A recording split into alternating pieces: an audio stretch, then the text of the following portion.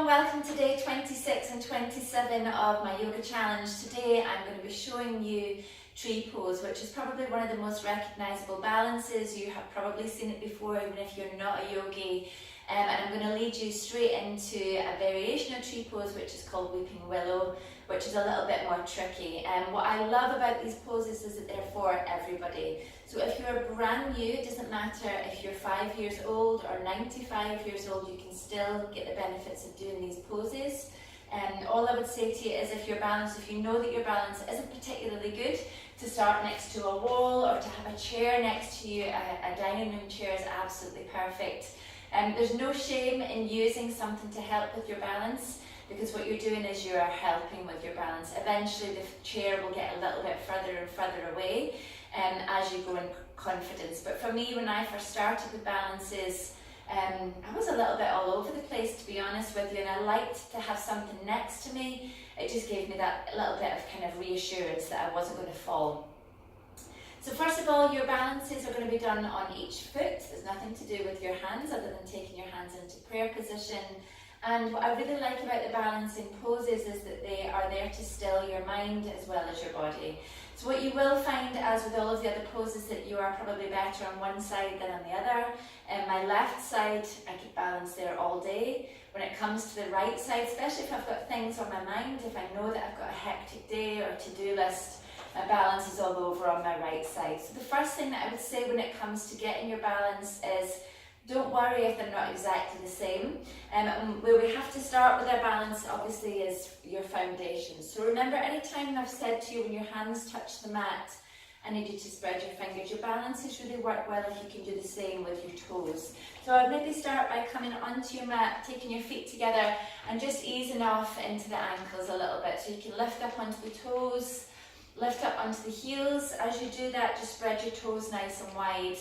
Obviously that's going to activate into the legs, but really what I want you to get used to doing is using your hands as if they were your fingers, your toes as if they were your fingers. A lot of people's feet, as they get older, the toes don't move so much. You know, you've seen young babies before where their toes can grab things. That is actually how our feet are meant to function. But over time, you know, having them in high heels and shoes, they just kind of start to kind of squeeze themselves together and they stop using themselves as the way that they should. So I want you to make sure that when you're coming into your pose, into your balance, I always, for some reason, I don't know why, but I like to step onto a piece of my mat that I haven't stepped on yet. So once I find a clean bit of mat that feels a bit fresh, I'm like, right, okay, there's my spot, so there it is, I've got it. So I'm going to start on the left leg to show you because I can do it on my left leg. Again, my right side's always a little bit wobbly. So once I've got my place that I'm happy to stand on my mat, you may have noticed I've actually rolled up my rug and put it away, because if you're standing on a squashy surface, carpets or rugs are going to throw your balance off. So it's much better to be on a hard floor if possible. Also, a really nice thin yoga mat will help. If you're currently just using an exercise mat and your balance is off, it could be that your mat's too thick as well. So once you've found a space that you're happy with, I want you to lift up the toes and place them down from the pinky toe right down to all 5 of your toes, pressing down extra hard into your big toe. So what you'll instantly find when you press into your big toe is that it kind of stretches out and it actually really starts to re-strengthen the arches of your feet. So this is good for anyone who suffers with arch pain in their feet, or if you've got flat feet, this will actually over time start to lift the arch again, which I just think is absolutely incredible. So once you've got your foundation, I want you to lift up through your kneecaps so the legs are engaged. And the first position in your tree pose is to keep both feet on the floor with the right knees opening up. So what you're trying to do here is open up through the hips, but keeping the hips facing forwards. Try not to kind of lean out to the side too much. So this standing leg is nice and strong. Again, don't kind of slouch into it, press right down into the foot. And you would start by taking your hands into prayer position. Get the shoulders away from the ears. Your tailbone's tucked under your cores, nice and strong, and you should feel that nice lifting up through the crown of the head. So this is tree. You're there already. There's nothing else to do. You might see it sometimes in a different variation like this, but then this would be something that you would maybe move as your leg starts to lift. You would then start to move the hands up too. So if you're happy with this and you can feel that you're a little bit wobbly, this is your place to stay until you get a little bit better. If you want to come up a little bit higher, you're going to use the heel of your foot to press into the inside part of your leg.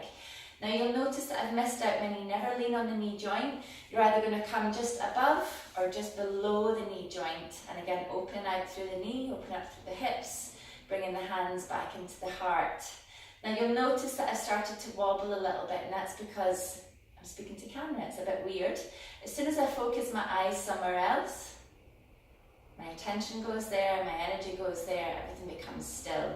So when you are coming into your balance, it's really good, especially if you're doing this in a class scenario and there's lots of other people moving around and falling. When you see things move, that's when you start to move yourself. So in a class, it's really good to focus on one little spot on the floor or a spot right in front of you. Anything that's not moving, if you focus your attention there, you still into the mind, you still into the body. So it's all very clever.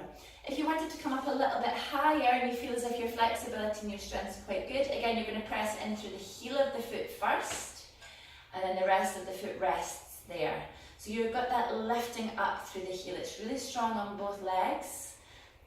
Your hands, your body stay in the same position, or you could take the hands right onto the crown of the head, or you could reach them up, coming into full tree pose. And again, once you get here, it's a really, really nice calming pose, but it just helps to rebalance the whole body again. Love tree pose, it's one of my favourites. So if you wanted to practice that again, of course, you would come in on both sides, not being judgmental of yourself if you're a little bit wobblier on one side than the other. And now I'm going to show you the weeping willow pose, which again is a little bit further on than tree pose. This is when you're going to be moving in and out of your balance. The aim is that nothing else touches the floor other than this one leg. So it really is quite dynamic. It really strengthens the legs. It's going to strengthen your breath because you're going to be really breathing very, very deeply. And with all of the poses that we've done over the last 27 days, you're going to be using your inhale to come out of the pose and the exhale to come into the pose. So it's really, I love weeping willow. It's so, so nice. So I'll maybe show you from the side. So again, I'm going to find a nice little spot on my mat that feels comfortable.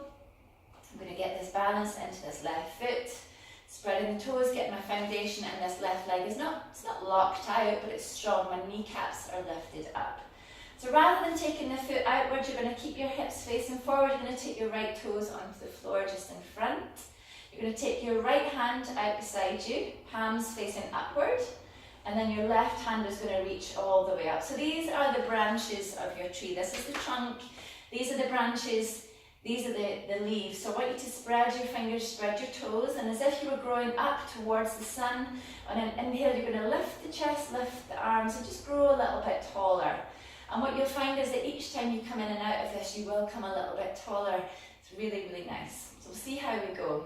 So you're going to inhale. You can keep the toes on the floor for the first one if you like, or you can lift them up just as far as feels comfortable. Make sure that you're fully extending through the arms and the legs and the fingers and the toes. Then your exhale comes into your weeping willow. So everything starts to weep just as the weeping willow does.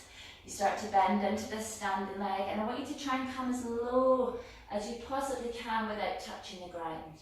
And then it starts to inhale. So this is like the sun has come back out again, and you can start to rise all the way up in an inhale, lifting, reaching that little bit taller, and then you move on your exhale. So the shape that you come into really doesn't matter. Some people keep their knees in, some people try and come all the way down. Again, it's really entirely up to you, but I can tell you right now that I can start to feel the heat building in this left thigh. What you'll find with yoga is it's not like going to the gym and kind of pressing weights. This has got my whole body weight on it, so I'm holding 10 stone right now on this leg. I would never lift 10 stone at the gym, ever. So this is how people really get toned, long, lean muscles. Really, really, it builds a lot of strength in yoga. Over the years, people have said to me, oh, I don't like yoga now, it's too easy. And I think, you've obviously never tried it. Because what happens, as you can hear, you start to get out of breath.